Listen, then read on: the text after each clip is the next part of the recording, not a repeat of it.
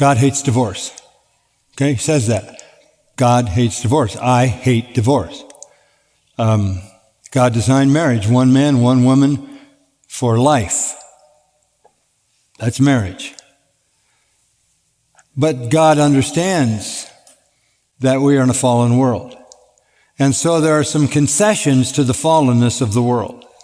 One concession, which you're mentioning from Matthew and is in other passages in the Gospels, is where you have an unfaithful spouse.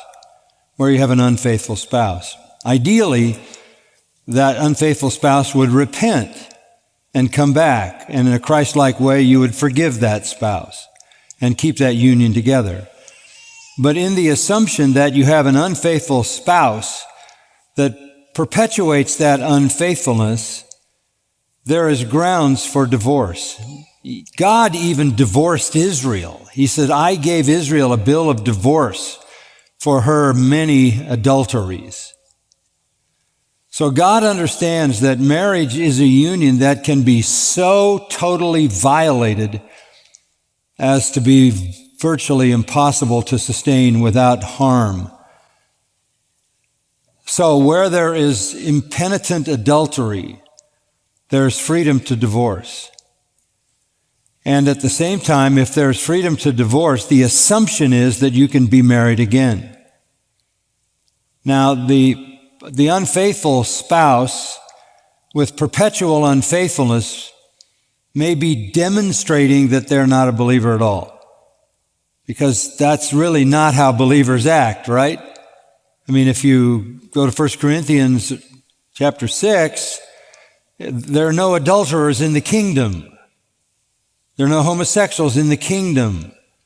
So if that's the fixed, settled choice, even after you've gone through the process of calling that person back and offering forgiveness, God is not going to make you live with that kind of relationship. That is a grace and that is a mercy that even God exercised when he divorced Israel. Now, with regard to 1 Corinthians 7 and verse 15, you have an unbeliever leaving. This is an unbeliever. That's the only way you know whether someone is converted. You're not talking about somebody who's elect because you don't know that. This is an unbelieving person. Will they be saved in the future? Who knows?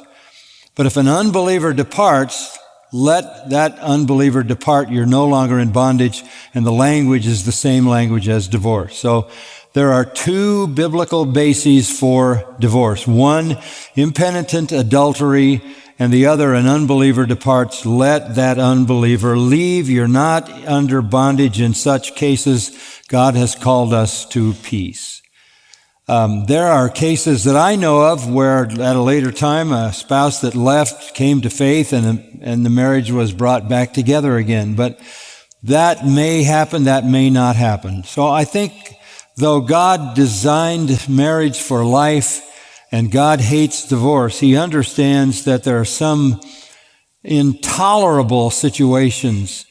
And when you have exhausted all possible efforts to bring someone out of an adulterous kind of relationship, even offering forgiveness, and when you have an unbeliever who wants out of that marriage, you're not under bondage to them. And I think in both cases you are free to marry again in the Lord.